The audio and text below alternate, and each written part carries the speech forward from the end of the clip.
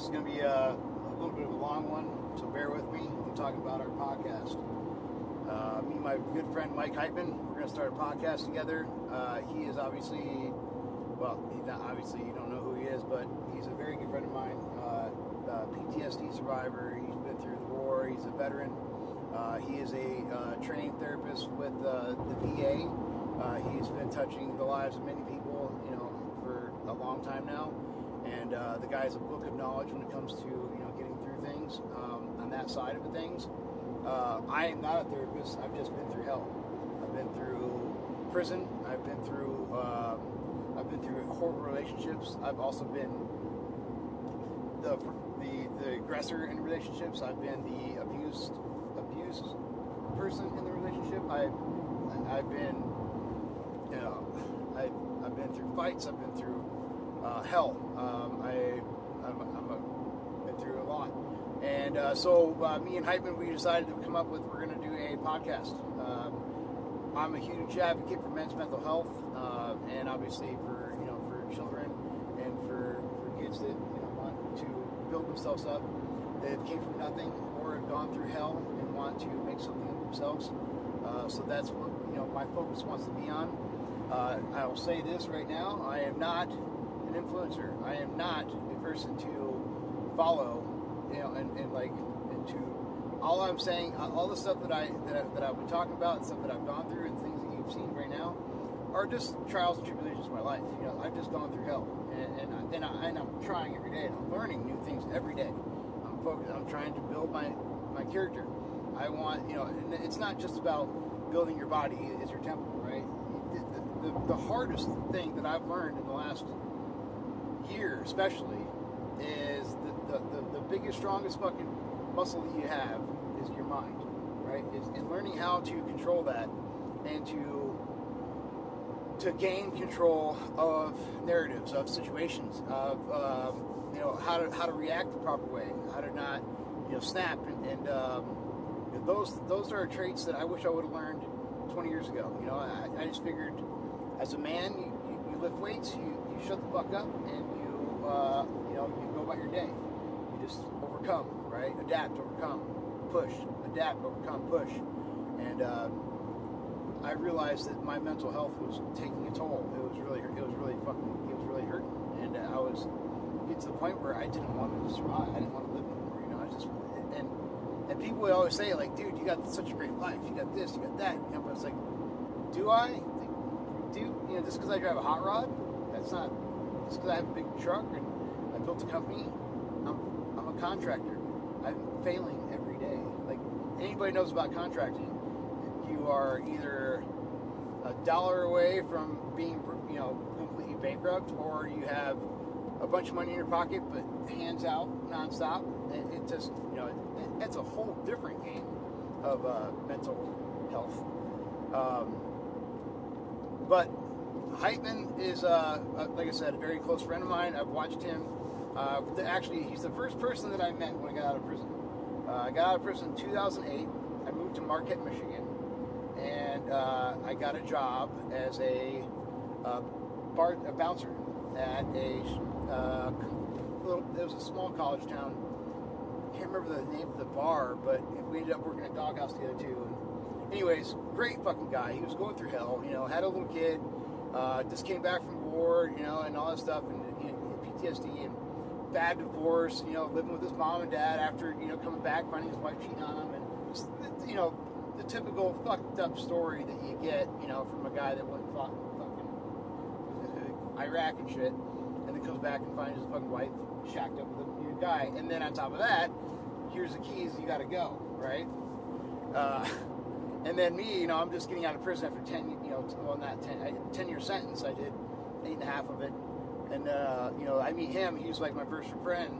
And, you know, he took me in. I met, you know, my other friends, Aaron and Dave. And I met my crew there. And I watched Heitman dig deep, too. You know, like, he never let nothing stop him.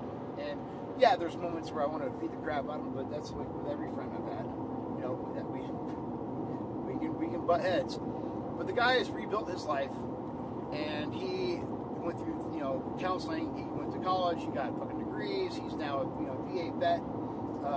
He's a VA therapist for PTSD, and not only that, let's fucking throw another fucking wood on the fire.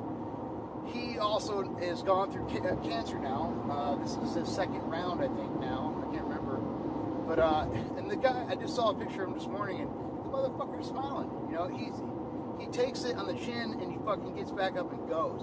And I love that about him. You know, it's one of the things that makes me. You know, you see those things in life. You're like, if he can do it, I can do it, right? If he can fucking do it, I can do it too. And thank you, Heitman, for being that fucking rock in my life also, because you may not know it, but you have been inspirational to me, and you've made me think, I can't bitch. I can't fucking bitch. I'm not laying the fucking, the thought of dying from cancer. I mean, and God forbid that doesn't happen to me. But, I've also thought about ending my life in different ways, like saying, fuck this, I'm cashing out. And so anyways, what I was trying to get back to is we're going to create a podcast, and it touches on different walks of life. Obviously I know nothing about PTSD when it comes to war and veterans and all that stuff, but I do know a lot of veterans out there, and a lot of good close friends that definitely need that support. And I want to touch on that as much as I possibly can, and I think Heitman's the perfect person to do that with. And on my side of it all too is men that have gone through prison or gone through alcoholism, bad relationships. If you've been in a abusive relationship with a woman that that is a narcissist, that has really fucked your head up, and you need to regain your fucking mental clarity. That's the stuff that I want to talk on, because men's mental health, and it is June. It's, in my opinion, it's not Pride Month. It's Men's Mental Health Month, and I'm proud to say that. I'm proud to say that I am a very big advocate for men's mental health above all. And so that's some of the stuff that we're going to be touching on. And obviously we're going to be taking on some more people that are in the trades. Obviously I'm a blue collar worker, and that's one of the biggest things is a lot of us men, a lot of us blue collar guys, the workers out there, we tend to shut the fuck up, and we don't talk about much. We just I'm fine.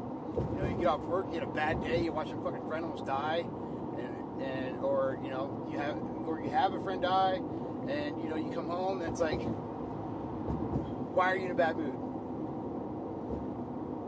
Well, and you don't want to talk about it, right? Because you don't want to, because that's the other thing too. You lock it down. Because if you start talking about it, the fucking waterworks start coming, right? And you don't want to show that because that's weakness, and you don't want to show weakness to your partner, right? And that is the part that I fucking thought was a big deal for me, because here's the deal: if your partner actually does fucking use that against you and makes you feel, less of a man because you show feelings, then she's not your fucking partner. She's not, right? And if she ever uses that shit against you, in the future, she's fucking not on your side. And I've been there hardcore. So yeah, that's the other one of the big things that I wanted to talk about that we're going to be using. I want to help people out. I don't want people to follow me, but I just want to help people see the light at the end of the tunnel here. And so, anyways, take a look at it. It's going to be, we don't know the name of it, but it just came up. We just thought about it. It'll be Michael Heitman and my podcast. I don't know if we're going to do it off of Shitbird or not, but we'll figure that out. And I hope to help a lot of you motherfuckers out there find your way. Thanks a lot for listening.